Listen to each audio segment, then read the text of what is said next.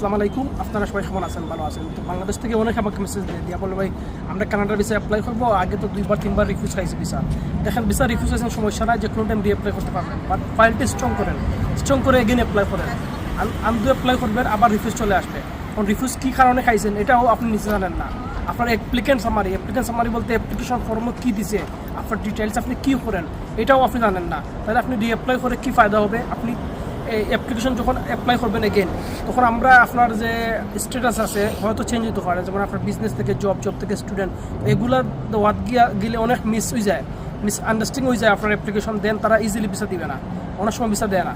তো এক্ষেত্রে আমি বলবো আপনারা যারা রিফিউজ খাইছেন, আপনার প্রিভিয়াসলি যে রিফিউজ খাইছেন কী কারণে, ওই পেপারটা আপনার কাছে সেভ করে রাখেন, প্লাস অ্যাপ্লিকেন্ট সামারি আপনার কী কী ডকুমেন্ট দিয়েছেন এগুলো সেভ করে রাখলে কিন্তু ফিউচারে যখন আপনি অ্যাপ্লাই করবেন ইজিলি সেম আপনি মিলাইয়া অ্যাপ্লিকেশন দিতে পারবেন। এক্ষেত্রে আপনার ফায়দা আছে। কিন্তু নেক্সট টাইম অ্যাপ্লাই করবেন এগেন অন্য এজেন্সি দিয়া, তারা কিন্তু জানবে না আপনার প্রিভিয়াসলি কী কারণে আপনি রিফিউজ খাইছেন। তো বি কেয়ারফুল।